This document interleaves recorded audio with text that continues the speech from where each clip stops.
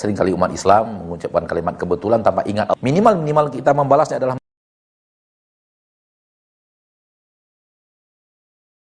Taufik Ustaz. fika barak.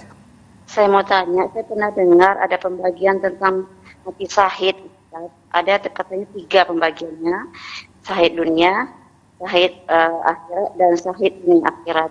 Apa benar ada seperti itu, Ustaz? Ulang ibu. Tentang mati syahid. Ya.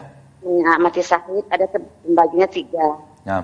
1 syahid dunia, syahid akhirat, dan dunia akhirat. Masing-masing ini beda. Saya pernah mendengar seperti itu. Ya.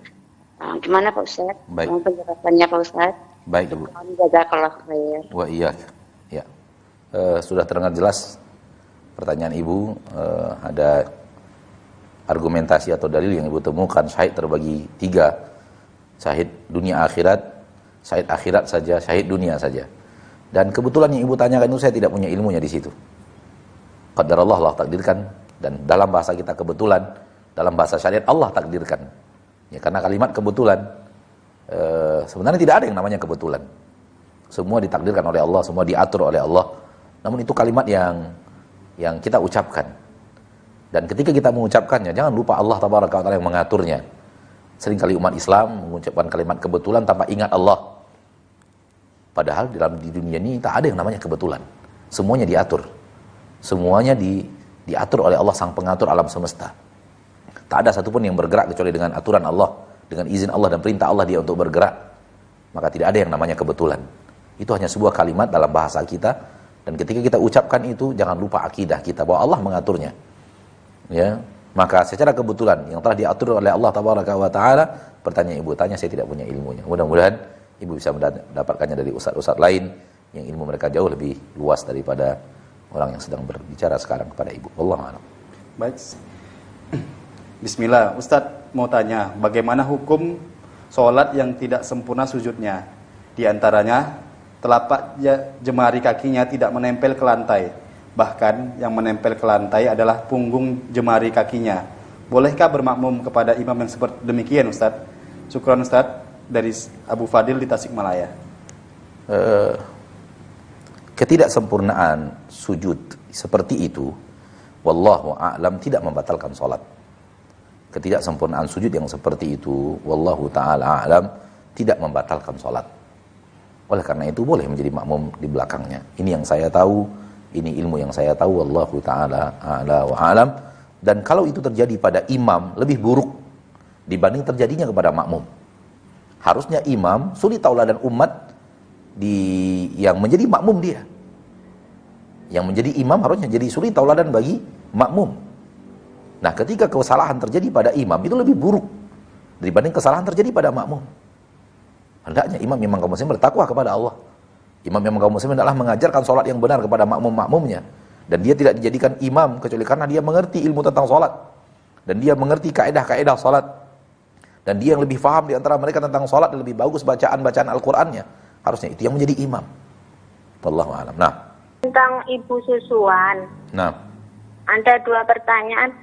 Pertama, bagaimana kita menentukan benar ini ibu susuan? Karena kakak Ana dulu pernah menyusui putri Ana gitu loh. Nah, mengakunya kalau Ana ingat hanya sekali.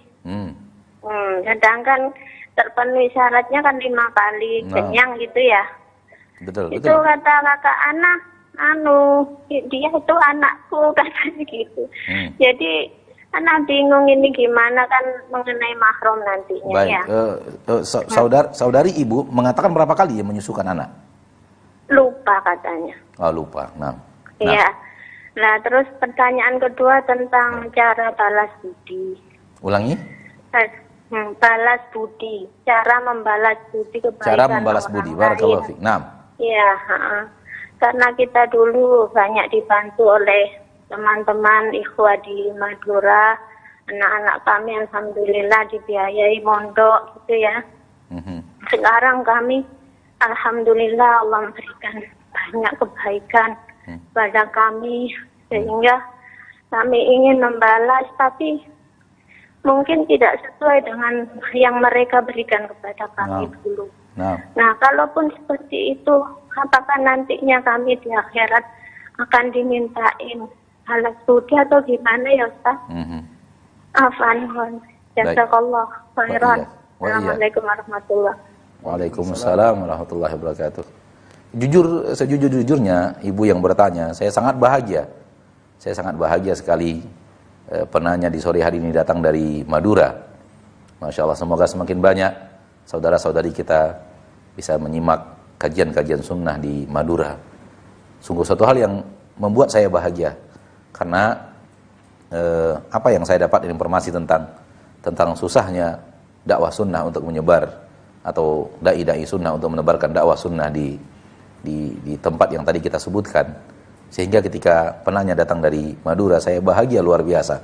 Semoga ibu tetap istiqamah untuk berada di atas sunnah Rasulullah sallallahu alaihi wasallam, dan semoga semakin banyak kaum muslimin dan muslimat yang diarahkan kepada sunnah Nabi SAW, termasuk saudara-saudari kita yang sangat kita cintai dari Madura, ya, yang harapan besarnya adalah tundukkan hati untuk mengiyakan apa yang Allah katakan di dalam Al-Quran dan menerima apa yang datang kepada mereka dari Rasul kita tercinta Muhammad sallallahu alaihi wasallam, dan tidak membiarkan agama hanya kebiasaan nenek moyang, agama hanya kebiasaan di tengah masyarakat, ya. Wallahu taala ala wa alam bisawab. Adapun pertanyaan pertama bahwa tentang nasab keibuan dari menyusui, memang harus 5 kali, dan 5 kali itu pun bukan sembarang 5 kali. 5 kali susuan kenyang. Adapun kalau 5 kali ada salah satunya yang tidak kenyang, maka tidak dianggap susuan. Khamsu radha'atin musybi'at. 5 kali menyusu anak itu dan susuan kenyang. Dari mana, kata ulama, dari mana kita tahu bahwa anak itu nyusunya kenyang? Dia sendiri yang meninggalkan ASI. Dia sendiri yang meninggalkan ASI. Setelah dia minum, setelah dia kehausan, dia merengek dan dia menangis minta minum, kemudian diberikan ASI oleh yang bukan ibunya, dan dia melahapnya, dan dia tenang, sampai dia sendiri yang meninggalkannya. Itu disebut dengan susuan kenyang. Dan harus seperti itu sebanyak 5 kali, minimal 5 kali. Baru kemudian wanita yang menyusuinya menjadi ibu bagi anak tersebut. Adapun kalau seandainya ibunya itu tidak tahu berapa jumlahnya, dan yang ibu tahu, yang bertanya cuma 1 kali, maka al-alimu hujjatun ala man lam ya'lam. Seorang yang tahu jumlah itu hujjah bagi yang tidak tahu jumlah.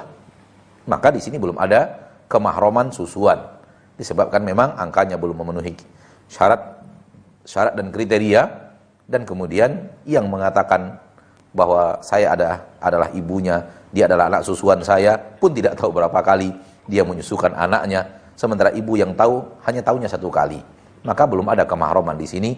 Wallahu taala a'la wa alam bissawab. Adapun pertanyaan yang kedua, bahwa ibu telah dibantu oleh kaum muslimin dan muslimat dengan pedulian mereka, dan itulah sepantasnya, dan itulah yang seharusnya terjadi antara seorang muslim dan muslimah, antara seorang muslim dan muslim lainnya, antara muslimat dengan muslimat lainnya, saling tahu, saling bantu membantu, saling bahu membahu, saling memberikan bantuan dan pertolongan. Dan ketika kita ingin membalasnya, balas sesuai dengan apa yang kita mampu.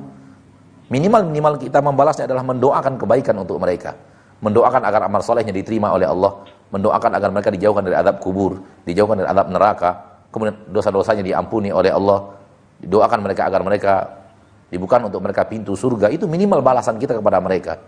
Namun kalau ibu ingin membalasnya dengan sesuatu yang mungkin sifatnya materi, sesuai dengan kemampuan, dan tidak mesti harus dengan jumlah yang besar sebagaimana besarnya bantuan mereka dahulu, enggak.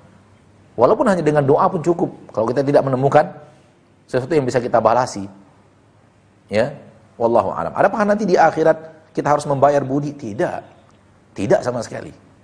Di akhirat itu hanya untuk kezoliman yang terjadi. Adapun balas budi yang diberikan manusia kepada kita, itu tidak kita balas di akhirat. Karena Allah yang akan membalas budi mereka dengan memberikan pahala yang besar kepada mereka.